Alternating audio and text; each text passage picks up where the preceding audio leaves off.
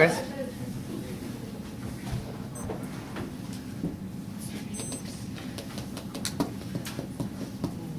South Park's very own Kyle Broflovsky once said, "Having Luke Skywalker and Santa Claus affected our lives more than most people in this room. I mean, whether Jesus is real or not, he's had a bigger impact on the world than any of us have. The same could be said about Bugs Bunny, Superman, and Harry Potter. They've changed my life, changed the way I act on the earth. Doesn't that make them kind of real? They might be imaginary, but they're more important than most of us here, and will be around long after we're dead. Without a doubt, fictional character Sheriff Whitty is someone that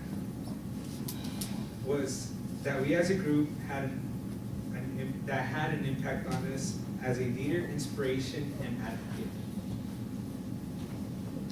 We chose Woody from Toy Story as the subject for our team speech because we realized that, aside from being one of the main characters of the series, he's also an inspirational character for the ages. In the first Toy Story movie, Woody is Andy's favorite toy. When the Space Ranger phenomenon Buzz Lightyear arrives, Woody starts to find himself becoming a little bit insignificant. Through this experience, Woody falls into the temptation to sabotage Buzz. He devises a plan to get rid of Buzz, but it ultimately backfires on him.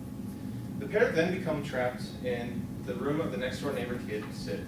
Sid has been known to destroy and mutilate his toys. Buzz then finds himself wallowing in his own disappointment and the realization that he's just a toy and not an actual space ranger.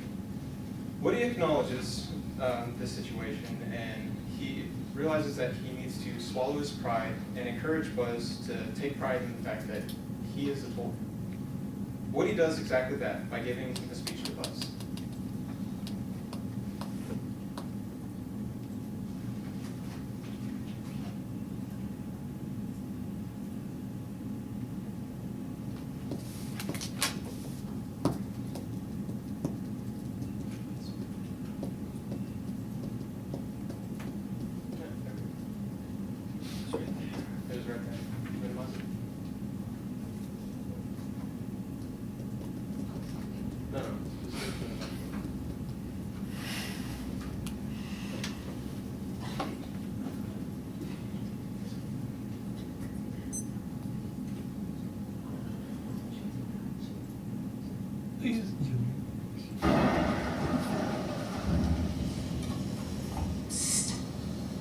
Hey, Buzz!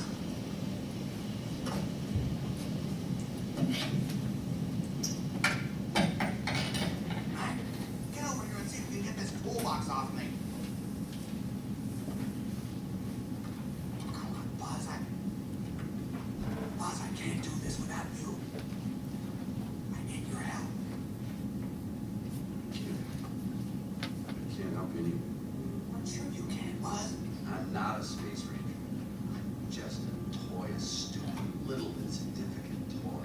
Whoa, hey, wait a minute. Being a toy is a lot better than being a space ranger. No, it is. Look, over in that house is a kid who thinks you're one of the greatest, and it's not because you're a space ranger, pal. It's because you're a toy. You are his toy. Why would Andy want me? Why would Andy want you? Look at you. You're a Buzz Lightyear. Any other toy would give up his moving parts just to be you. You've got wings. You glow in the dark. You talk.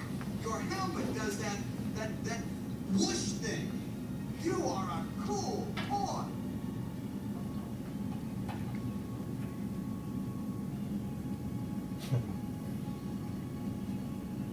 Yeah, we all remember this.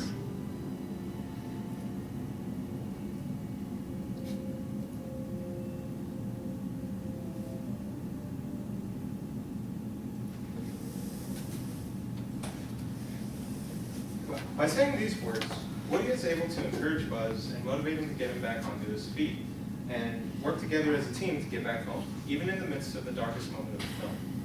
It is also at this moment where we see the bond between the two characters grow. This is a prime example that shows us that Woody can be a reliable and inspirational character and figure in the entire series. People don't just automatically think that someone is inspirational. there's some sort of backstory to why someone or something is created. Woody inspired his friends that with friendship and motivation, anything is possible. Throughout the Toy Story franchise, we observe why Woody is an inspirational figure. A leader will try to make his friends keep calm and guide them through whatever is possible. During the second movie, Woody's leadership inspired members of his group to rescue Buzz and himself from Cal's knife taken attack chicken. With no clear leader, it was up to the toys to rescue their leader. In the first movie, it was Woody who sacrificed himself to rescue Buzz despite the lack of friendship they had.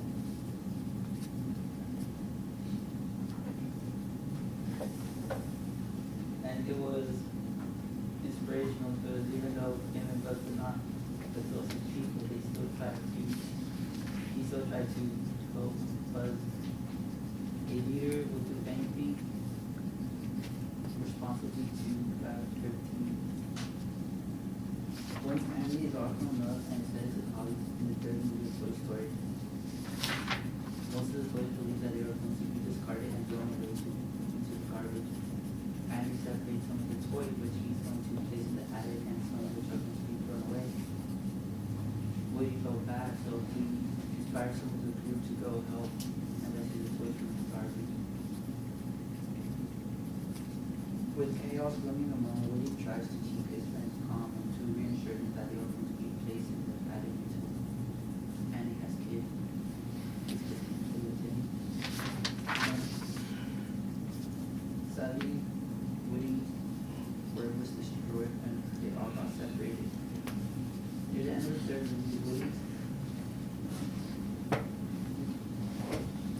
of the third movie, Woody and his friends are being plunged into death when they are entering a furnace of doom. They all just look at each other and they try to look at the memories that they had. They hold hands and they stand together just how they started together the first movie. The message that Woody left us in the Dream Pixar movie is that friendship is an important thing. Not only did he inspire them to stay together, but they became family. One of the difficulties of being a leader is making the hard choices, making choices that are unnecessary or uncalled for. Woody, however, is brave enough to make decisions like these for himself and his friends. He's not afraid to make choices that affect someone else's future, not his own. What's great about Woody is that he's not afraid to step up to the plate and make calls that may seem unethical but are meant to do good. For example, in the first Toy Story, when Buzz is trapped at Sid's house with a rocket taped to his back, Woody makes some new allies with toys that Sid hurt. And in order to save Buzz, they had to break a couple rules, which is talking out of their character. So imagine you're an 11-year-old boy who's been hurting toys and are probably going to hurt some more in your future. And then out of nowhere, a toy that you just hurt is starting to talk to you, telling you that if you don't clean up your act, you're going to be haunted forever. That's pretty traumatizing. Although it was unethical, it was more than just saving Buzz's life. It helped save the lives of future toys that Sid was going to get his hands on. Wherever Woody's at, it does not matter what his situation is or where he's at. If he sees a toy need, he will step up and save that toy. Like when they're at the landfill on the conveyor belt. The first obstacle on that conveyor belt is this one shredding machine. Woody makes sure all his friends are safe, and as they're about to pass the first shredding machine, you hear Lotso hugging Bear, the bear that treated Woody's friends cruelly while they were at Sunnyside daycare. Woody went back to save Lotso, even though Lotso had treated Woody's friends cruelly, because Woody knew that if there's a toy need, he needs to stand up and help his toy. So after Woody helps Lotso, Lotso still abandons Woody and his friends as they're still on the conveyor belt. Lotso gets his karma by getting stuck to the front of a dumpster truck. But Woody and his friends can continue on, knowing that they did the right thing.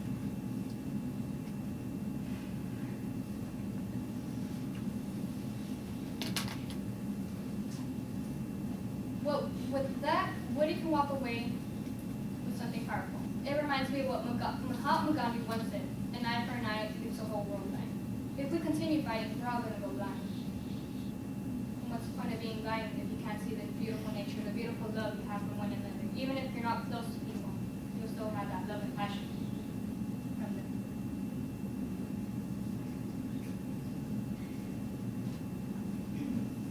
So like in the first movie, when Woody is talking to Buzz about how great a toy is, he tells Buzz that being a toy is the greatest thing ever. That doesn't matter if you're a space ranger. What matters is what you are.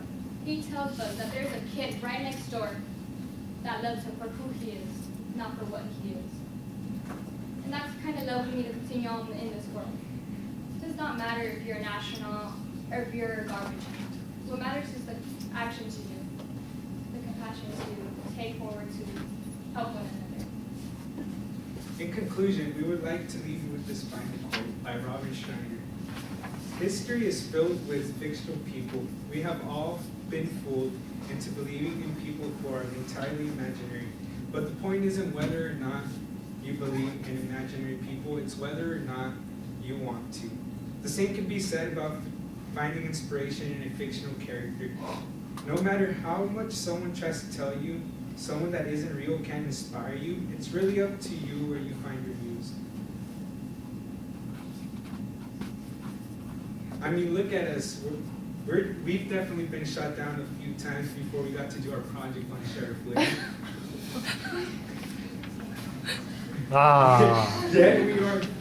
Yet we are up here talking to you about how an animated movie character has affected our lives.